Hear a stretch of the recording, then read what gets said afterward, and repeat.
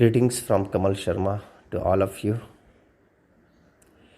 In the earlier chapters, we had discussed about gender and number. Today, we shall learn about cases in the nouns. So, noun in reference with case. Noun में case क्या होता है? सबसे पहले जाने case क्या होता है. CASE case.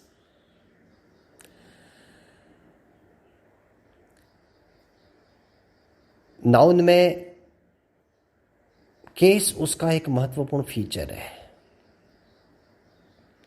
नाउन में जेंडर होता है, नाउन में नंबर होता है और नाउन में केस भी होता है.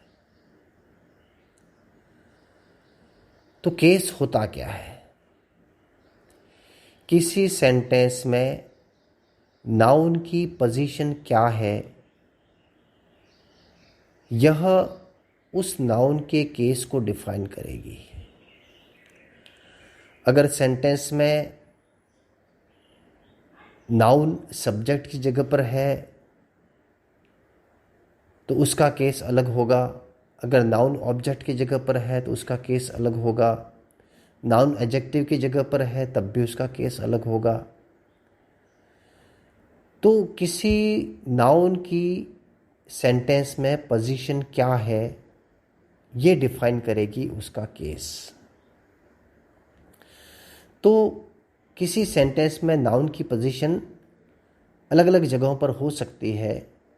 कोई नाउन सब्जेक्ट की जगह पर काम कर सकता है, कोई नाउन ऑब्जेक्ट की जगह पर काम कर सकता है, कोई नाउन इनडायरेक्ट ऑब्जेक्ट की जगह पर काम कर सकता है, कोई नाउन पॉजेसिव एडजेक्टिव की जगह पर काम कर सकता है, कोई नाउन एपोजिशन की जगह पर काम कर सकता है. तो नाउन सेंटेंस में विभिन्न स्थानों पर काम करता है. तो हमें ये स्किल डेवलप करनी होगी कि किसी नाउन की पोजीशन को हम आइडेंटिफाई कर पाएँ. अगर हम नाउन की पोजीशन को आइडेंटिफाई करने में सफल होते हैं तो हम नाउन का केस बहुत आसानी से समझ पाएंगे. तो आज हम इसी विषय में बात करेंगे. नाउन में केसेस कौन कौन से होते हैं. सबसे पहला होता है नॉमिनेटिव केस, दूसरा होता है एक्यूजेटिव केस, तीसरा होता है जेनेटिव केस, चौथा डेटिव केस, पांचवा वोकेटिव केस और छठा case noun in apposition. Noun in apposition. तो ये कुछ केसेस होते हैं. ये डिपेंड करता है कि नाउन किसी सेंटेंस में किस जगह पर फंक्शन कर रहा है. उसके फंक्शन को आइडेंटिफाई कर पाएंगे, उसकी पोजीशन को आइडेंटिफाई कर पाएंगे तो हम बहुत आसानी से उसके केस का पता कर सकते हैं. सबसे पहले हम बात करेंगे नॉमिनेटिव केस की. किसी सेंटेंस में अगर नाउन सब्जेक्ट की जगह पर काम करता है तो वो जो नाउन है, that noun is said to be in the nominative case. अगर नाउन सब्जेक्ट की जगह पर फंक्शन करता है तो उस नाउन का केस होगा नॉमिनेटिव. NOMINATIVE नॉमिनेटिव, या इसको सब्जेक्टिव केस भी बोलते हैं क्योंकि वो सब्जेक्ट की जगह पर फंक्शन करता है. कुछ एग्जाम्पल्स के थ्रू इसे समझें. Rama is ill. Rama is ill.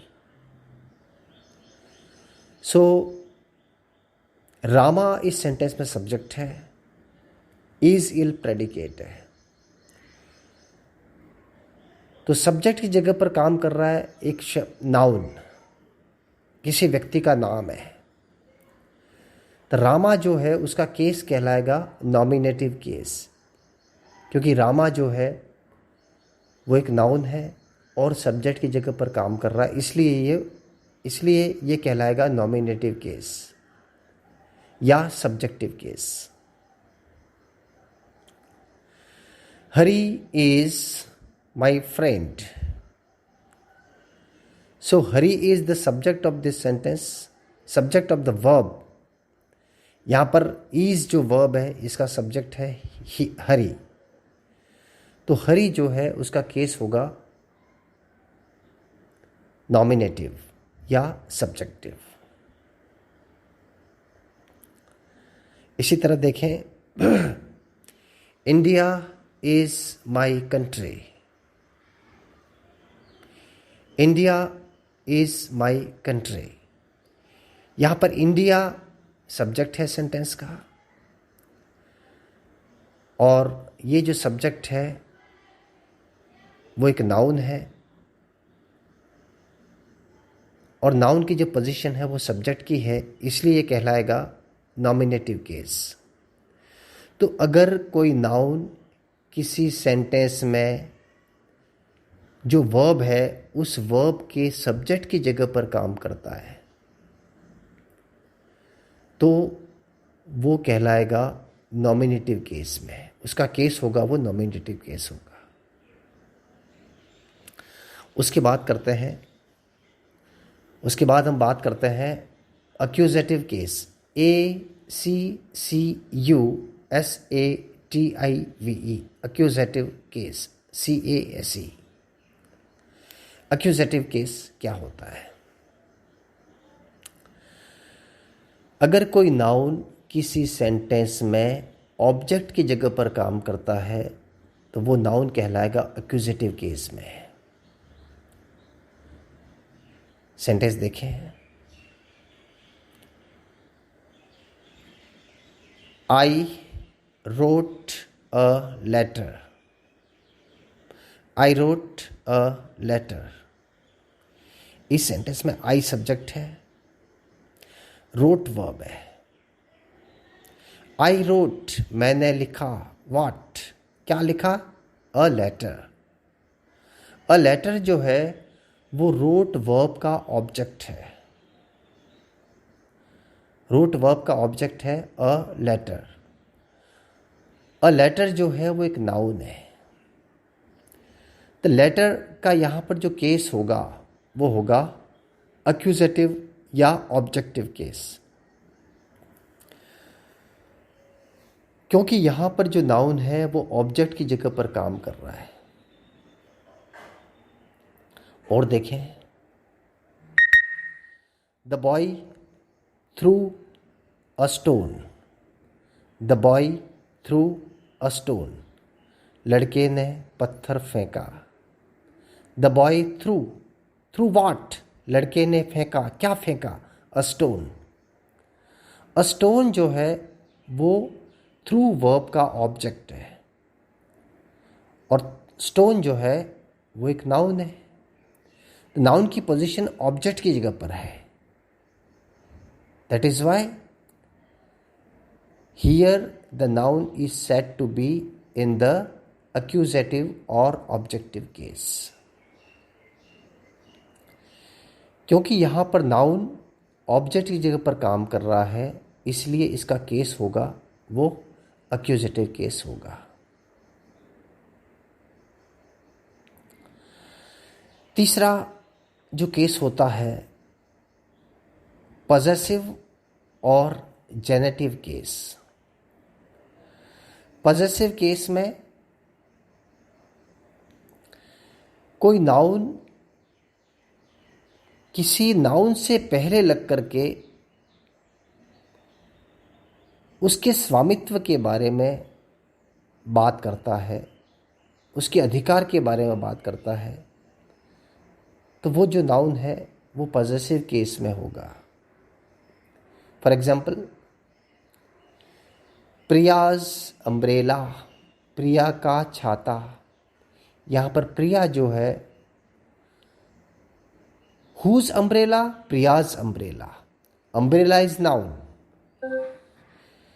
But Priya's umbrella, यहाँ पर प्रिया जो है उसका जो केस है वो पॉजेसिव केस या जेनेटिव केस कहलाएगा। किसी नाउन से पहले नाउन आया है और वो स्वामित्व को बता रहा है, पोजेशन को बता रहा है।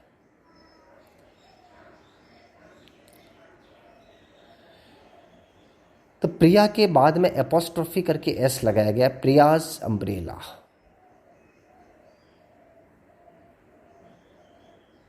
इसी तरह से देखें राम्स कार, राम्स कार, राम की कार। यहां पर कार जो है वो नाउन है। Whose car, Ram's car. तो राम जो है वो भी एक नाउन है और राम का जो केस है वो होगा पॉजेसिव या जेनेटिव केस, क्योंकि किसी नाउन से पहले लग करके पोजेशन को एक्सप्रेस कर रहा है। That is why the case of Ram is said to be in the genitive or possessive case.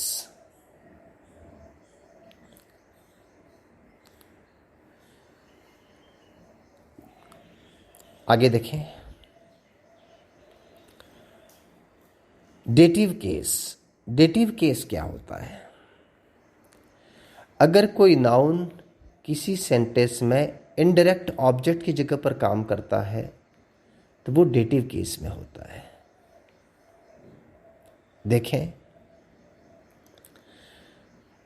Hari gave Ravi a book. Hari gave Ravi a book. Hari ने रवि को एक पुस्तक दी। हरी गेव, हरी ने दिया, what, a book. A book जो है वो तो है डायरेक्ट ऑब्जेक्ट। व्हाट का आंसर हमें जहां से मिलेगा वो होगा डायरेक्ट ऑब्जेक्ट। हरी गेव, हरी ने दिया, हुम, किसको? रवि को। हरी गेव रवि, हरी ने रवि को दिया। तो रवि जो है वो यहां पर इनडायरेक्ट ऑब्जेक्ट कहलाएगा। तो यहां पर हरि का जो रवि का जो केस होगा, देखो यहां पर 3 नाउन्स हैं। हरि गेव वर्ब है, रवि अगेन नाउन है एक, और अब बुक है वो भी नाउन है। 3 नाउन्स है। तीनों के केस हम देखें। यहां पर हरि जो है वो तो सब्जेक्ट की जगह पर है, तो उसका केस होगा नॉमिनेटिव केस। अब यहां पर गेव वर्ब है। इस गेव के 2 ऑब्जेक्ट हैं। गेव वर्ब से अगर 2 प्रकार के प्रश्न पूछे और दोनों ही प्रश्नों के जवाब हमें मिलते हैं तो उस वर्ब के 2 ऑब्जेक्ट होंगे। ऐसी जो वर्ब होगी वो डाई ट्रांजिटिव वर्ब होगी। हरी गेव, हरी ने दिया, what, gave what, a book. A book है वो तो है डायरेक्ट ऑब्जेक्ट। हरी गेव, हरी ने दिया, गेव हुम, किसको दिया? रवि। रवि जो है वो इनडायरेक्ट ऑब्जेक्ट है। तो यहां पर हरि का जो केस है वो तो कहलाएगा नॉमिनेटिव केस। रवि का जो केस है, क्योंकि वो रवि जो है वो सेंटेंस में एक ऐसा नाउन है जो इनडायरेक्ट ऑब्जेक्ट की जगह पर काम कर रहा है, इसलिए रवि का केस होगा वो होगा dative case, DATIVE, dative case. और अ बुक, बुक का जो केस होगा वो होगा अक्यूजेटिव केस। तो नाउन जब सब्जेक्ट की जगह पर है तो वो नॉमिनेटिव केस में है, इनडायरेक्ट ऑब्जेक्ट की जगह पर है तो वो डेटिव केस में है, और डायरेक्ट ऑब्जेक्ट की जगह पर है तो वो अक्यूजेटिव केस में है। और देखें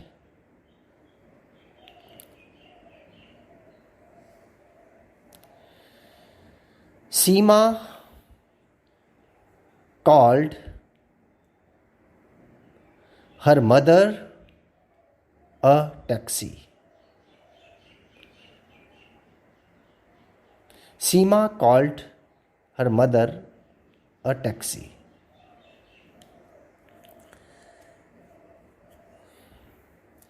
यहां पर हम देखेंगे सीमा जो है वो तो सब्जेक्ट है, कॉल्ड वर्ब है।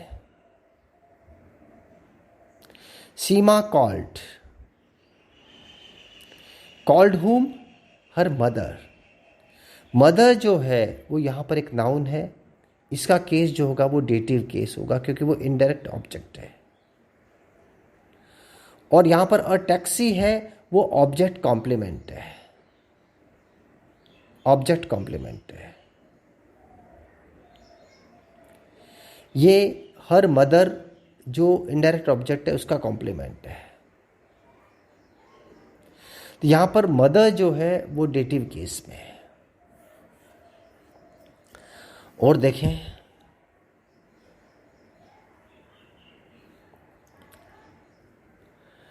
The teacher gave Hari a prize. The teacher gave Hari a prize. The teacher subject है, इसका केस जो है वो नॉमिनेटिव केस है। गेव यहाँ पर वर्ब है, gave whom Hari. Gave what a prize. तो गेव व्हाट का जो आंसर मिलता है वो तो डायरेक्ट ऑब्जेक्ट है। यहाँ पर अ प्राइज है, उसका केस होगा एक्यूजेटिव। गेव हुम हरी, तो हरी जो है वो डेटिव केस में होगा। तो किसी सेंटेंस में नाउन जब इनडायरेक्ट ऑब्जेक्ट की जगह पर काम करता है उस समय उस नाउन का केस होगा वो होगा डेटिव केस। आगे बात करते हैं वोकेटिव केस की। वोकेटिव केस वो होता है जब किसी नाउन को पुकारा जाता है नाम लेकर के, उस समय उसका केस जो होगा वो डेटिव केस होगा। जैसे come here boys, come here boys, लड़कों इधर आओ। यहां पर बॉयज को एड्रेस किया जा रहा है, तो द बॉयज जो है वो यहां पर वोकेटिव केस होगा।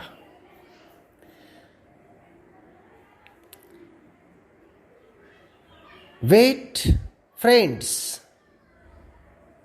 दोस्तों इंतजार करो। फ्रेंड्स को एड्रेस किया जा रहा है, यहां पर वे फ्रेंड्स जो है वो वोकेटिव केस होगा।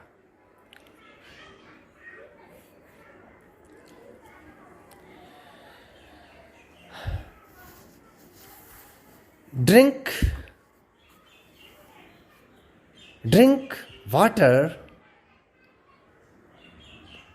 माई थर्स्टी पीपल।